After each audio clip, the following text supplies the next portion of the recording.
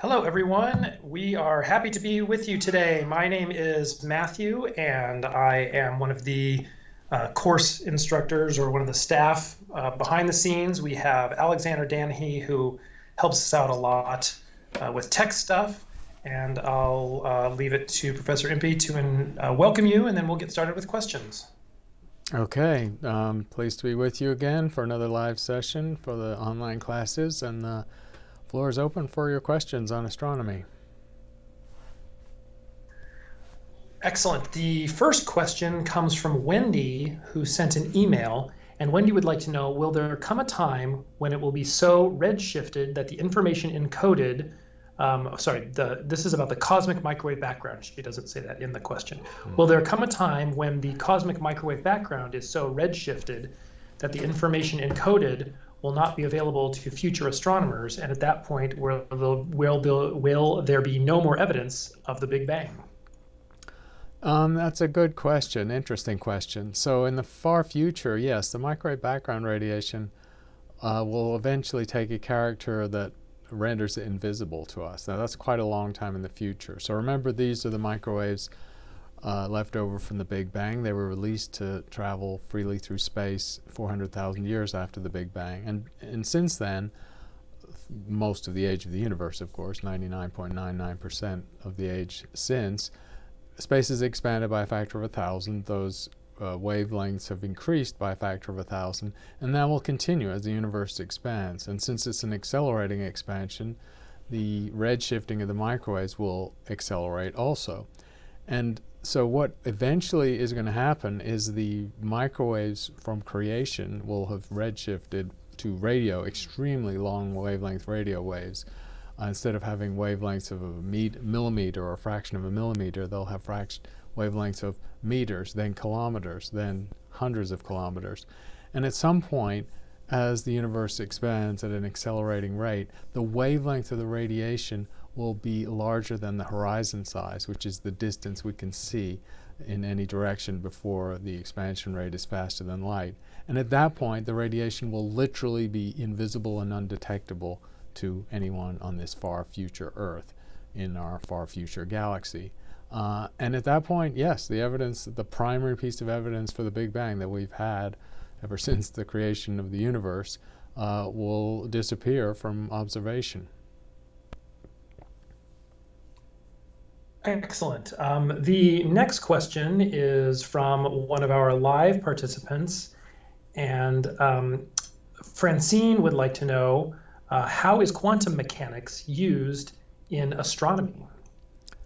Well, quantum mechanics is foundational to astronomy, to astrophysics, to really the functioning of the universe, because remember, the universe is made of atoms and radiation for the most part, plus dark energy and dark matter that we don't know what they are.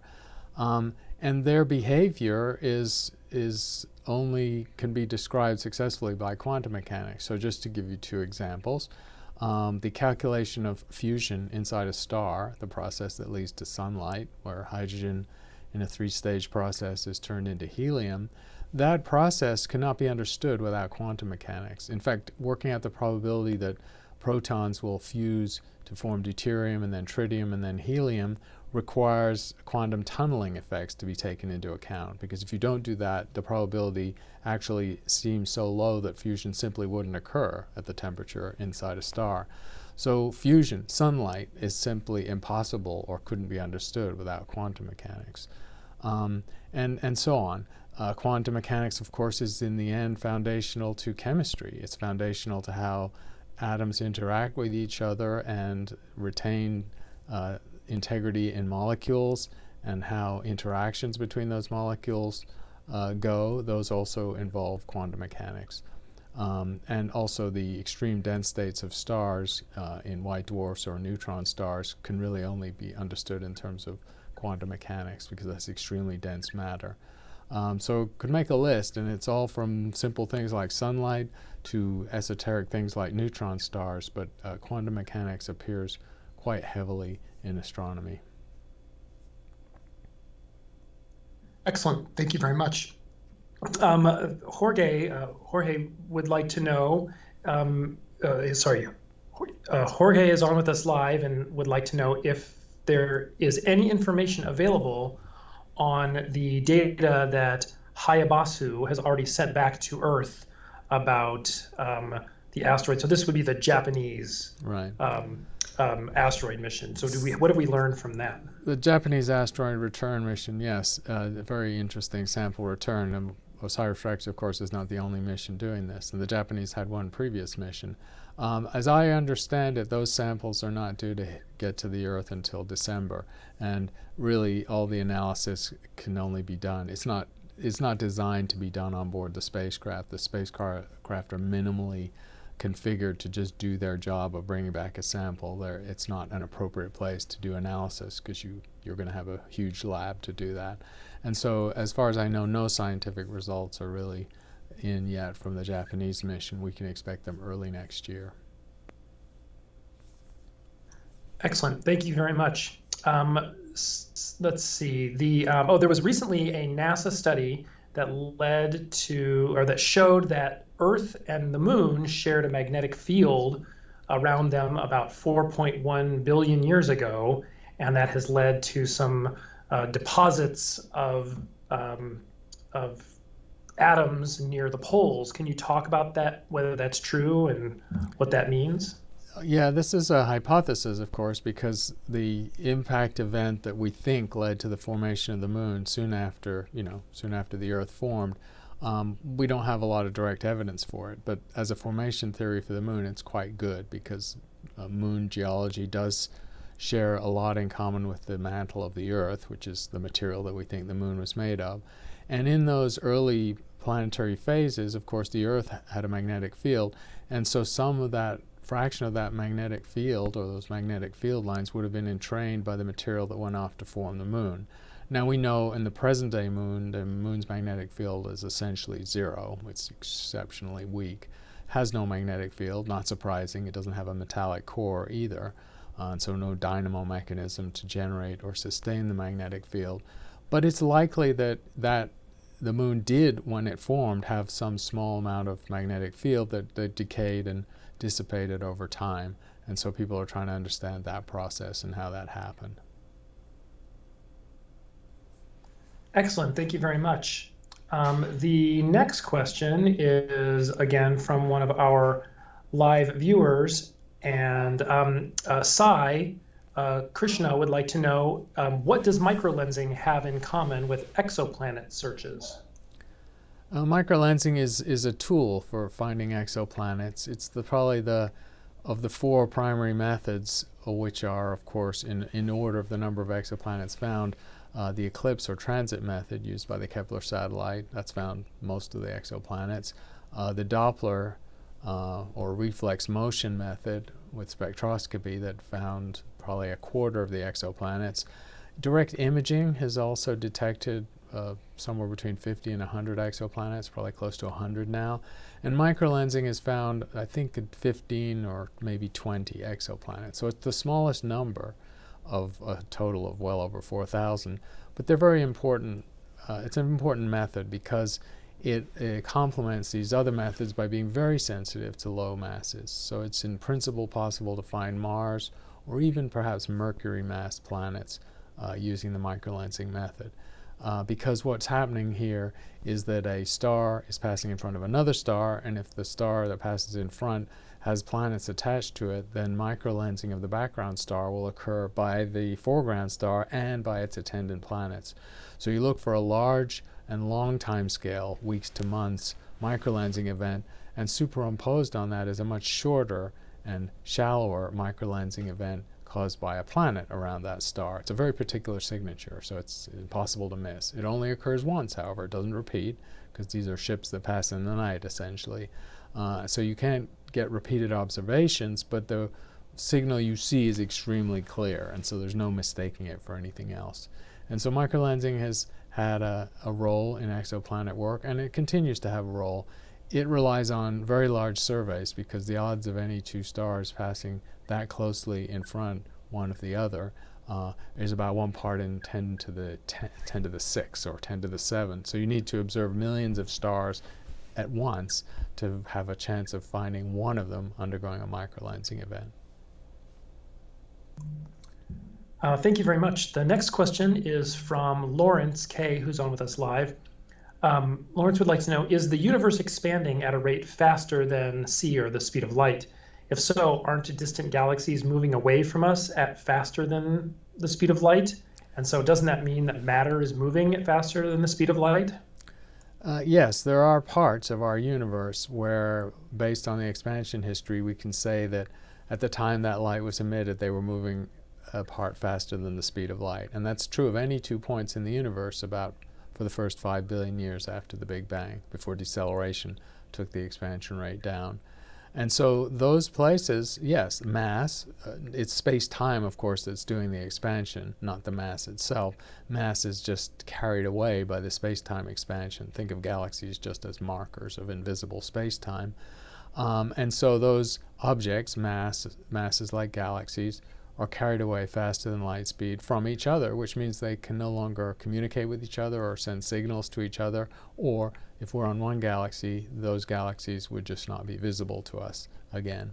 And so it's a horizon, it's a limit to our view, and it's a natural consequence of the very rapid expansion early in the universe.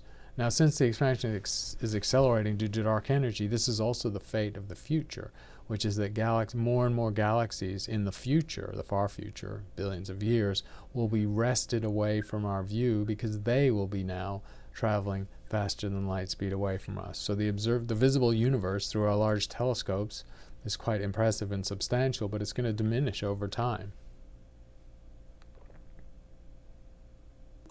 All right, thank you very much. The next question is from Jeff, who is on with us live. Have the neutrino detection experiments shown any directionality to their flow? I mean, are they primarily coming from the sun, or do they seem to be equally distributed in direction?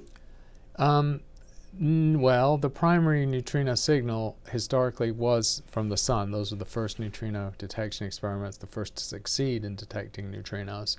They detected a puzzling amount of neutrinos that was a third of what were predicted by stellar models, and that's now understood in terms of neutrinos having different flavors, 3 different flavors, and neutrinos oscillating between the different flavors. So you have to design your experiment to detect particular flavors of neutrinos, because no one detector usually can find all of them. So the sun was the primary source and the only astronomical source detected in neutrinos for several decades. But since then, we found neutrinos from other objects. The second object to be detected was supernova 1987A, nearby supernova, generating huge numbers of neutrinos in the explosion, and they were detected in a Japanese detector in 1987. And now, more recently, we've actually found neutrinos from a handful of cosmic sources, typically very active galaxies, supermassive black holes putting out large amounts of energy, including neutrinos. And as far as the directionality goes, there's not a lot of directionality sensitivity in the current neutrino detectors. They're mostly sensitive to the energy, and it's challenging enough to detect neutrinos at all. They have very crude direction sensitivity, but the next generation of neutrino detectors currently being built in the Antarctic, and there's one in a deep ocean detector also, are going to have significant directionality sensitivity. Now, not nearly as good as an optical telescope, which may find something to a few arc seconds on the sky. These neutrino telescopes will have sensitivity that may be some 5 or 10 degrees. So that's a significant angle on the sky, but of course it does narrow down the possible sources, given that neutrinos are an unusual type of radiation, and not every type of astronomical object can emit them. Excellent. The next question is from one of our live participants, and it is from Fran Makek, who would like to know if you've heard of quantum tides, and if so, could you talk about what they are and talk a little bit about their significance? I'm going to have to pass on this one. That's an unfamiliar term to me. I'll have to look it up. We can get it next week. Okay, me as well. All right, the next question then is from PT Cruiser, who would like to know, what information is it possible to theorize about the non-observable parts of the universe? Is it possible to say anything for certain, or would it all be pure speculation? Well, in the terms of the method of science, yes, it would be speculation, because if you don't have data, you're not talking about observational science. But in terms of the homogeneity of the universe, the fact that the expansion of space-time involves regions that largely look similar to each other, it's a fair bet that the regions that are beyond our horizon of the universe are not dissimilar to our regions of space-time. That's essentially applying the Copernican principle to the whole universe. And in that regard, as cosmologists are fairly confident that the space-time beyond our horizon is similar to the space-time we see. It's largely flat. It's got galaxies and radiation in it and large-scale structures similar to the things we see in our observable universe. So that's a fairly confident assertion, but obviously we haven't been able to test it. All right, the next question is from Ruben, who sent an email asking, our Earth looks blue from space because our atmosphere and planet has water on it, but why is it that Neptune and Uranus also look blue? So other gases, liquid of course, can be reflective and the color that water often is, although as you know from the Earth itself, water, when you go out there on the ocean or look at water under different lighting conditions, you can see everything from a dark gray to a green to a pale blue. You have all sorts of colors of water depending on the atmospheric conditions. When you're looking at the giant planets, the bluish tinge, and it's a very subtle tinge, sometimes the photos you will see, the images you'll see online from NASA have been amplified. Their colors have been sort of pumped up, if you like, because it's really very, very pale blue tinge. But Uranus and Neptune do indeed have a pale blue tinge, and that is likely to be some combination of methane and carbon monoxide and hydrogen itself. Hydrogen generally colorless, but when it's in combination with the other elements, it can have a bluish tinge in terms of what light it reflects. But the methane is probably the single molecule that's giving the most of that bluish tinge. So it's a trace ingredient in those atmospheres. They're mostly made of hydrogen and helium, but there's just enough other molecules to give it a tinge. Another question from email is that we know that our planet has been impacted by comets and meteorites, but which would you say has caused more of an effect or change on the history of our planet? Are pieces of comets more likely to fall than meteorites, or the other way around? That's actually hard to determine. And the more uncertain part is the comet impact.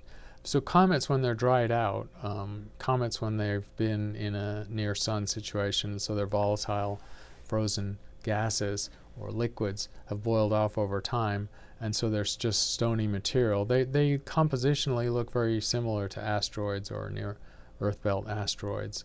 And so it's actually a little hard to tell unless you have detailed geochemistry information what the objects were. But in general, most of the extraterrestrial material that falls onto the Earth, the majority of it, not 90% maybe, but 2/3 to 3/4, is meteoric material which comes from the asteroid belt, near-Earth objects in the asteroid belt. A smaller fraction of it is from comets, which of course can arrive from any direction. That's one of the few clues you have as to the different origin of the material, because the asteroid belt is of course in the ecliptic, the plane orbited by the planets, and so it's arriving from that direction when you can see it arrive or can track its trajectory, whereas the comet cloud is essentially a spherical cloud around the solar system, and so Earth-crossing comets impacting the Earth can arrive at any angle. The next question is from one of our live viewers. Benjamin Miller would like to know about, excuse me, about the orbit of the Earth. So the premise of the question may not be accurate, but we can still talk about what the changes are. As the orbit of the Earth changes shape to more elongated than its current more spherical shape, will the resulting effects on the Earth's atmosphere have a cooling effect? And if so, how much? So the premise of the question is a little tricky because any alterations to the Earth orbit are extremely subtle and extremely long time scale, by which I mean hundreds of millions or perhaps billions of years. And there are two competing effects. And in fact, in the simulations, it's not clear which one dominates. There's a general effect, which is to circularize the orbits of planets that are in elliptical orbits. Earth's orbit is only 4% deviating from circular. That's a very small percentage of ellipticity. And generally, over time, in the dynamical sense, orbits circularize. Countering that, however, is the interactions that might occur with other planets. So planet-planet interactions over long periods of time can act to pump up eccentricities, or eventually, at some extreme cases, to eject planets from a system. And again, over long time scales, and we really are talking about probably billions of years, interactions of the Earth with Mars or Venus, probably Venus in fact, because of its proximity and closer mass to the Earth's mass, can have the possibility of sort of echoing and pumping up in a resonant way the Earth's orbit and giving it a larger ellipticity. And we simply don't know which of these effects dominates, because you have to play out a simulation for millions and millions of orbits to even see this happening. The next question is from Lysos, who would like to know, from a post-humanist perspective, what do you think the future of the human species will look like? Well, it's hard to guess, isn't it? If we survive, say, the next 100 or 200 years, by survive I mean if we get through our troubled adolescence as a technological civilization, don't blow ourselves up with nuclear weapons or destroy ourselves with careless pandemics and pathogens that we can't control, then what would our future be? I don't know. Darwinian evolution operates very slowly over thousands to tens, hundreds or thousands of years or millions of years. So we're not going to evolve substantially over a period of time. The post-humanist view would be that we will use technology to alter ourselves and improve ourselves, and thereby ensure our eventual survival in a long time scale. Because remember, the history of species on Earth is that the average species over the history of Earth, of hundreds of millions of species, only lasts a few million, maybe up to 5 or 10 million years before they go extinct. And so to exempt ourselves from what has been the rule of natural selection for 4 billion years, we'd have to take some serious countermeasures. And the post-humanist view says that we will do that by becoming essentially cyborgs, by merging the machine and the organism to give ourselves much greater capabilities, immunize ourselves from disease, or allow us to fix ourselves, and maybe potentially achieve extremely long lifespans, if not immortality. That dovetails really nicely into a question from Angela, who's on with us live.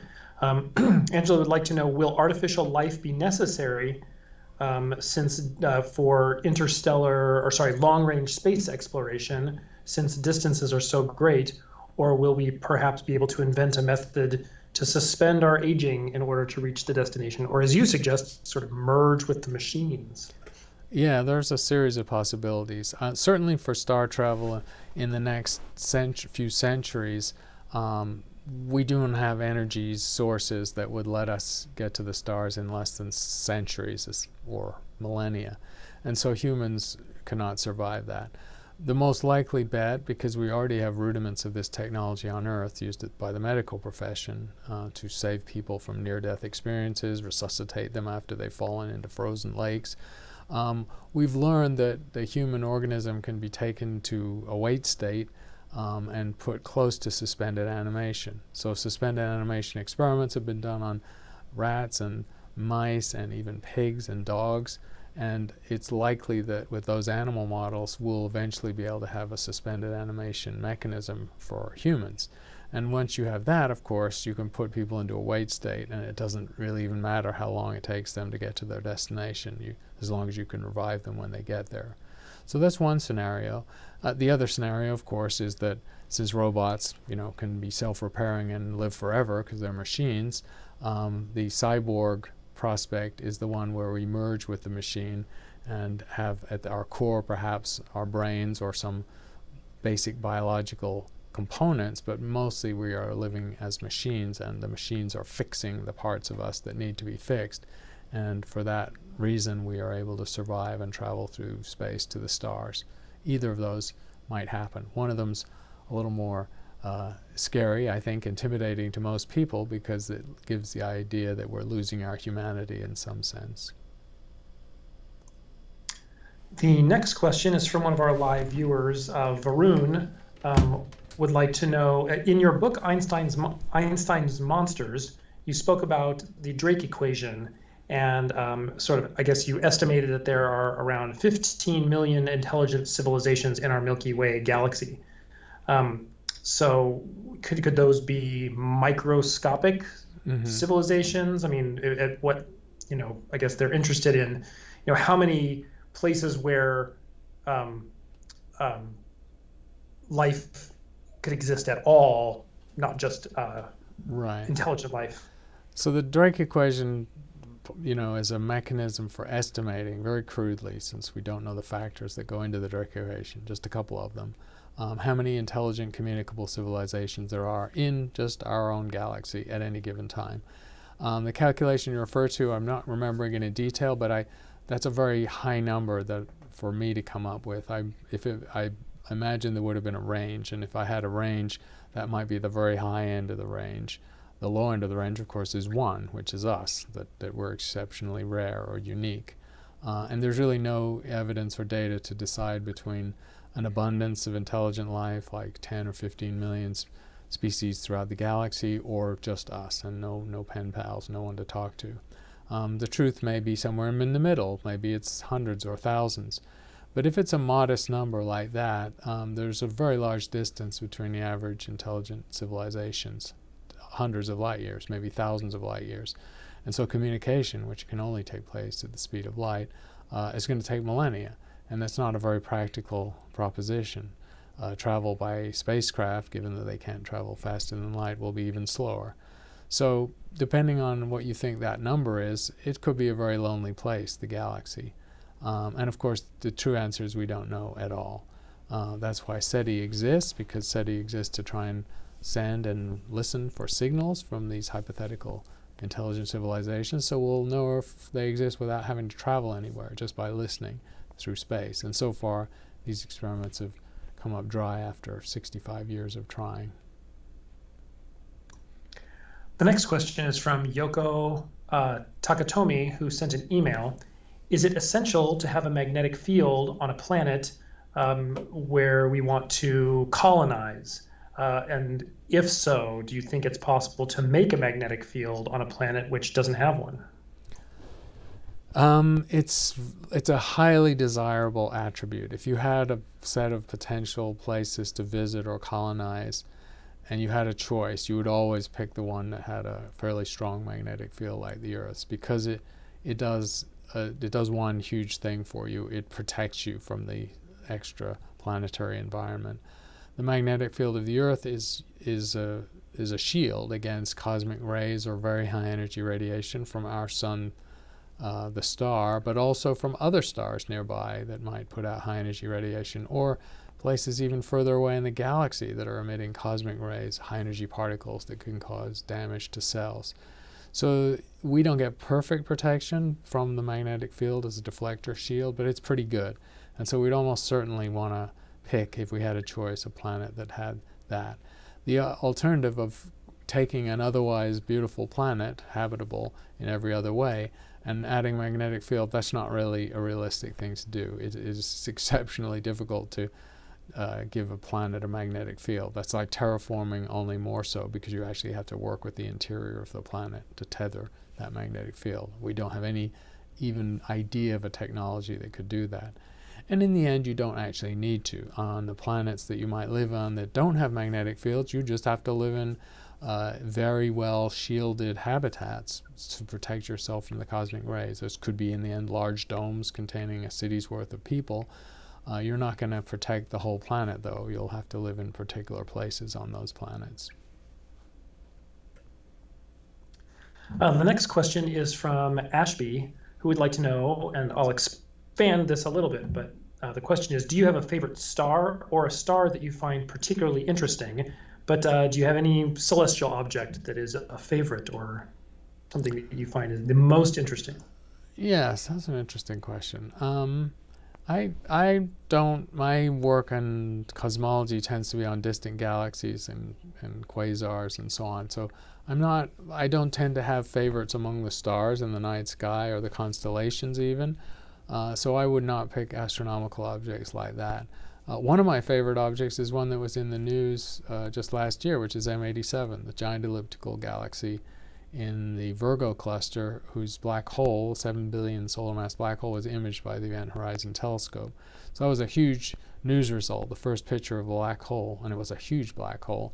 I actually observed that galaxy for the first time over 30 years ago when I was a postdoc, because M87 has an active core. It has a jet of high energy particles and radiation. It has polarized optical and infrared emission, which indicate magnetic field that emerges from the black hole in an organized way. So it's a very interesting galaxy because of its active nucleus, and I studied that in my research. So I'm kind of partial to M87, especially now that it's become the first massive black hole we've taken a picture of. All right, so we're well into this session, so I figure now is a good time. For those of our participants who weren't here last week, we did talk a bunch about the OSIRIS-REx mission and the asteroid sample collection, but folks would just like to know if you could talk about what has been done so far and sort of the significance of this mission and what's happened since the sample was collected. The general importance of asteroids and returning samples from them is that asteroids are essentially primordial solar system material, because they, when they sit far out in the solar system, far from the sun's radiation and don't interact with any other object, they're essentially untouched from 4.5 billion years ago. And so we would love to have material from these objects to look at in the lab, atom by atom, molecule by molecule, a thing we can, at a level of detail you can never do unless you bring back a sample. That's why we want Mars rocks and moon rocks back as well. So it's a noble thing to do. It's a good thing to do. It's hard. It's happened a couple of times before. OSIRIS-REx is not the first, and the Japanese have done it once, and they're going to do it a second time as we speak, and get their sample actually back to Earth before OSIRIS-REx in 2023 comes back to the Utah desert to be retrieved. So it's a way to study primordial solar system material, learn about the formation of the solar system, look for organic materials and the building blocks of life to see how widespread they might be, and also just to learn some details about how asteroids form and evolve and how they differentiate themselves between their interiors and exteriors. OSIRIS-REx so far has been very successful. It got to its mission, its destination. It spent a year in reconnaissance to find the perfect landing site. And then just last week, it did its main event, which was to do a touch and go, as it's called, tag, where it went down to the surface and essentially used a reversible vacuum cleaner technology with a cowling or hood around it to stir up material, blow up material from the surface, and then suck it back into the cowling to then bring back into the spacecraft and then return to the Earth. It was very unclear, uncertain, even because we don't know the composition. You can take pictures, but it doesn't tell you the consistency of the rock or how well connected it is or how loose it is as rubble. So it was very unclear how much material would be derived. The bar was set at 60 grams, the minimum to be successful, and it's very likely in what they got back into the spacecraft, they got well over 60 grams. It was a huge, the video shows a huge cloud of material, some quite large particles getting pulled back into the spacecraft. Now they were about to do their clever little centrifugal method of estimating the mass of material they got back in the spacecraft when a problem arose, a problem out of being too successful. Essentially, the spacecraft ingested so much material that some of the stones, some of the larger particles, wedged in a flange near the exit back to the open air, back to the vacuum of space. And so the material, the spacecraft was stuck open, and it started leaking the sample that it had already collected out into space. So a few days ago, the mission controllers had to make a kind of difficult decision. They actually had to, they could have gone in for a second collection if they thought they hadn't got enough. Since they really did think they had enough and they had this problem, they decided to accelerate the stowing of the spacecraft, the securing of the sample, and the return to Earth, just to make sure they don't lose what they already collected, because it's been leaking off into space slowly, we think, so it didn't all go away. It hasn't all gone away, but that was a slightly unnerving end to that first phase of the collection. Excellent. So I haven't heard a lot about this, but Wolf and Bree, who's on with us live, has a question, and I have seen a minor Twitter dust up about this. But is someone has claimed, some authors have claimed that the detection of phosphine on Venus was either wrong or a fluke, and they were just wondering if you could comment on this, or sort of what's the status of that discovery? Yeah, I've seen the paper that's being alluded to. With these kind of cutting edge discovery, there's often naysayers or people with contrary opinions. Now, the people who gathered the data, stand by their conclusions. So there's two issues really. There's first is, did they actually detect phosphine in the atmosphere of that planet, or was it something else, or were they confused? And the second is, does that detection in and of itself indicate biology? So the controversy over the first question, I think, does exist, but it's going to go away pretty quickly, because as other research groups start to look at their raw data, as soon as they publish it, of course, they'll make the raw data available to other groups.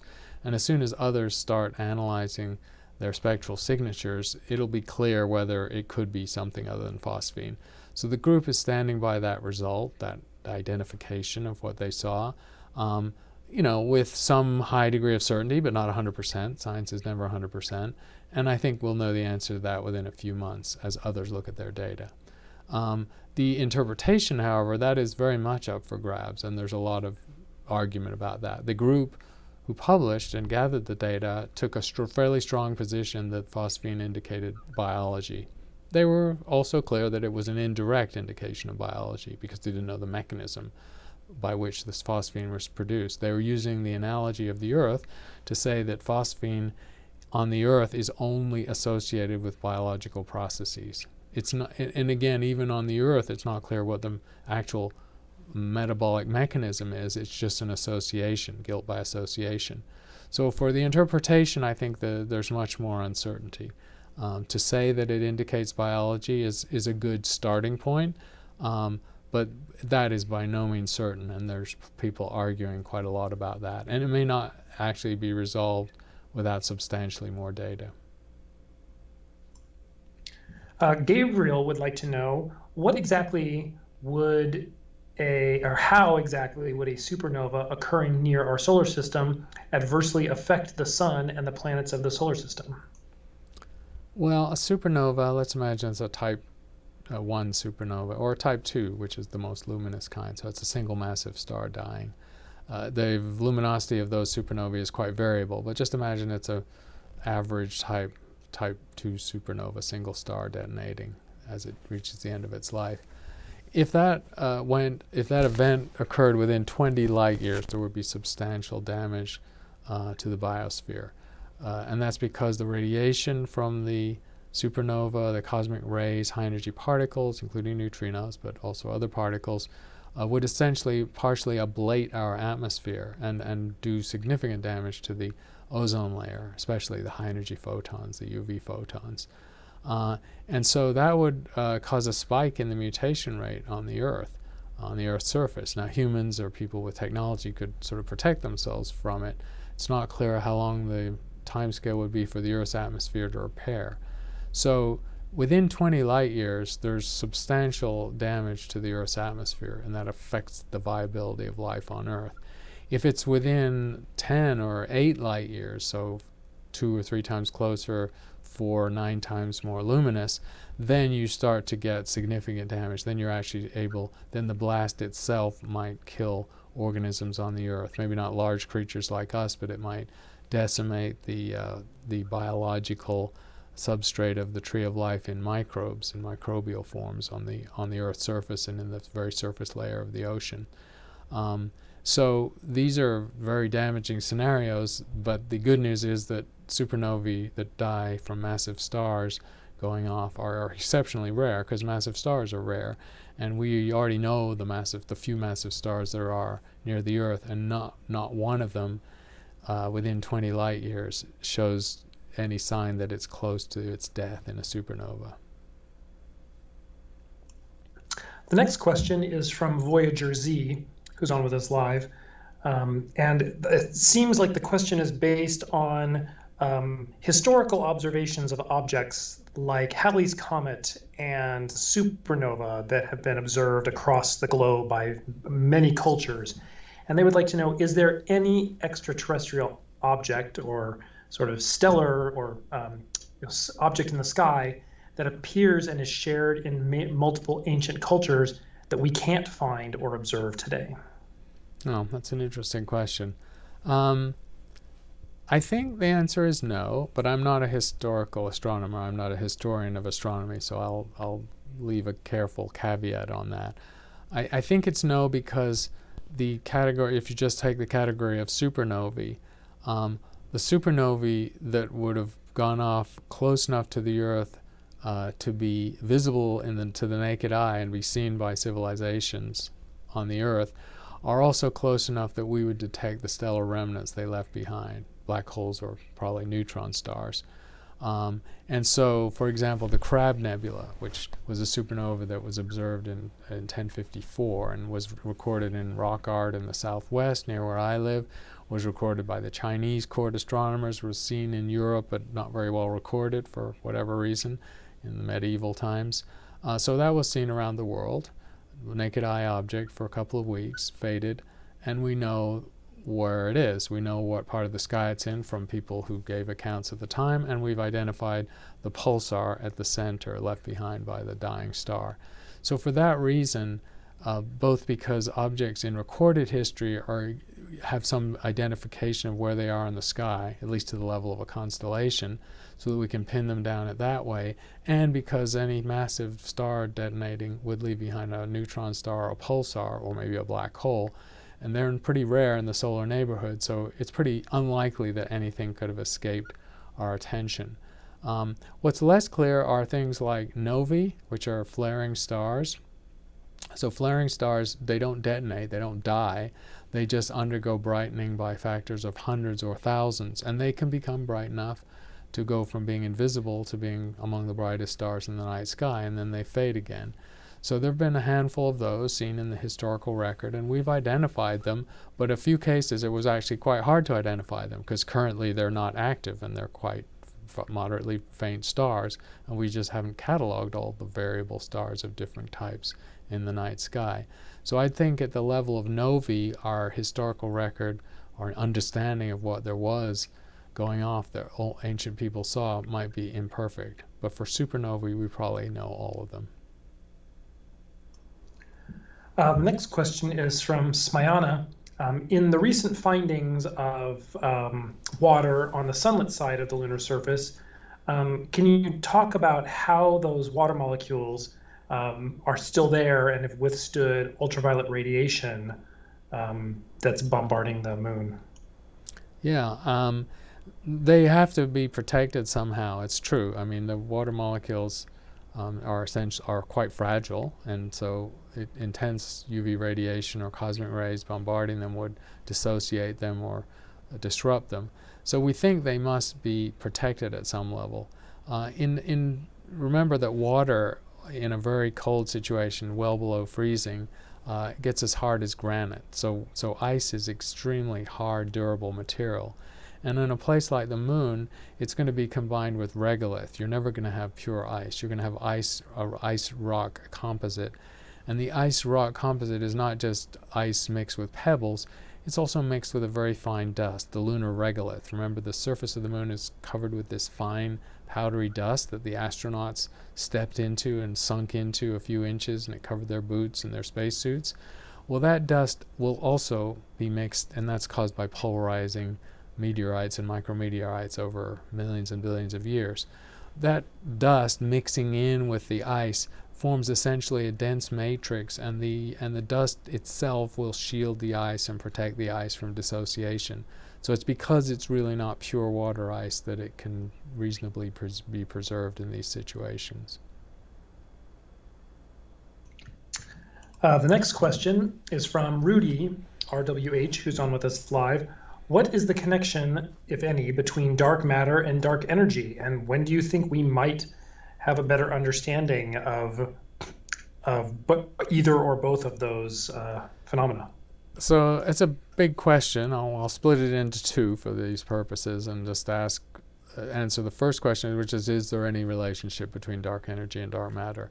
And cosmologists sort of hope that there is, but they don't know what that might be. So on its face, they're really quite different. Dark matter is the gravitationally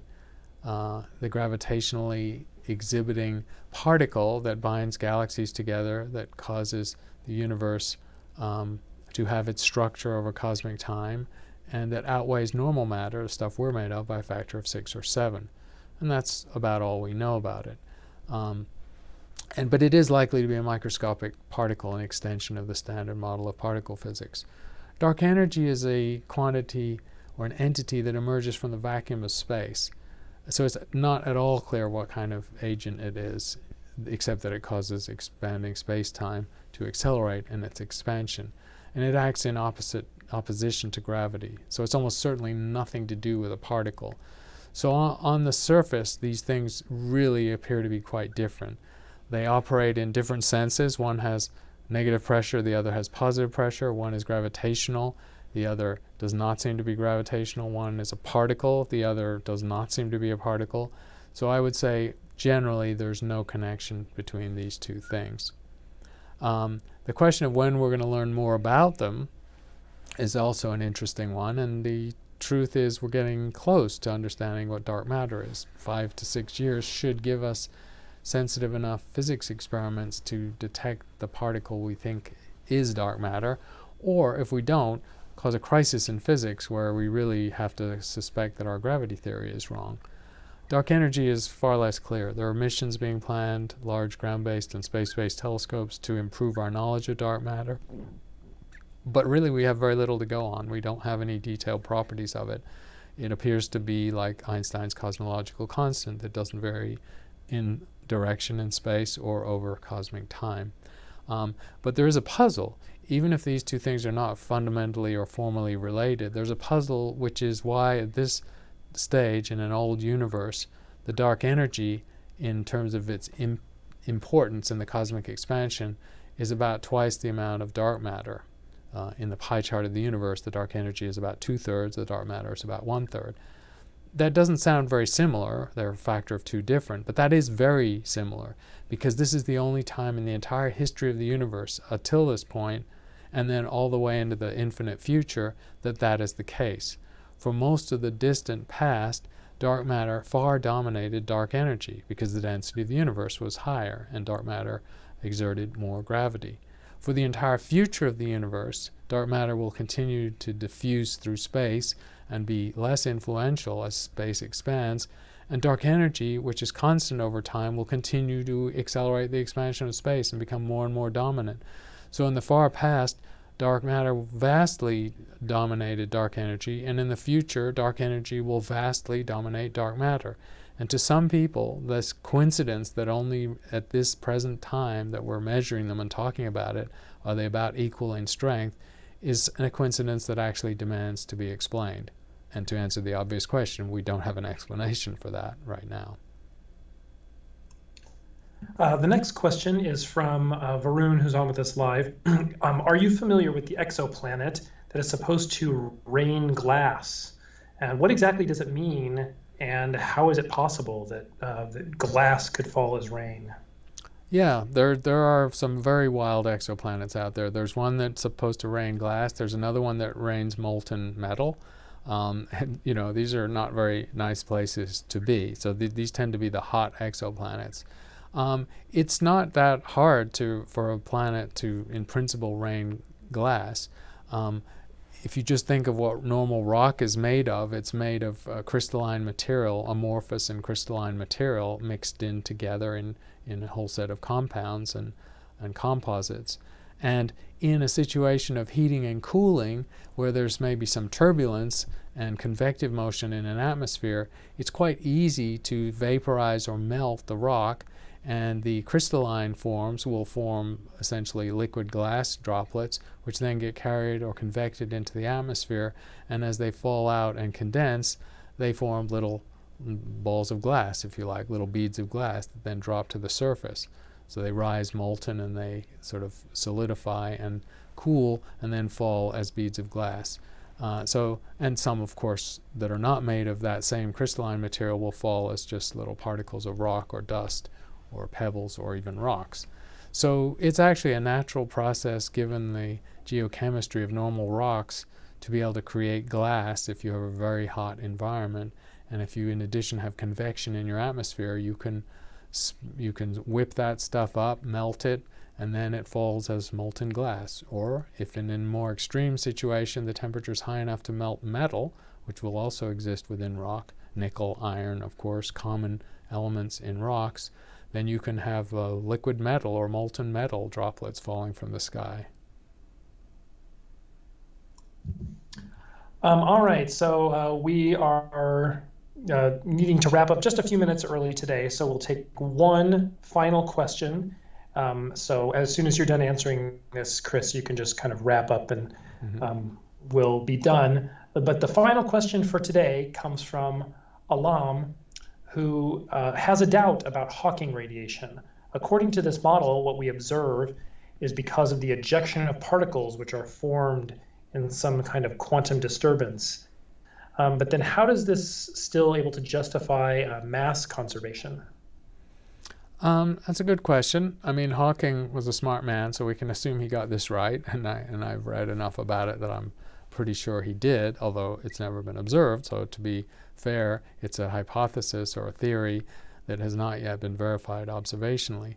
But basically, the short answer to the question is what's happening is you're actually extracting both energy and mass from the vacuum of space, because the supposition of Hawking radiation is that if you had a virtual particle-antiparticle pair that came into fleeting existence at the event horizon of a black hole, there's a finite chance that one member of the pair will go into the black hole, be inside the event horizon, and one will be outside it.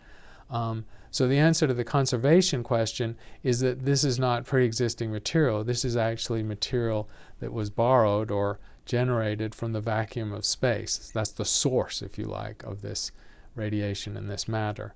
But then you have an asymmetric result, because one part of your pair, you're forming a particle-antiparticle pair, one component will go into the black hole and the other will be lost.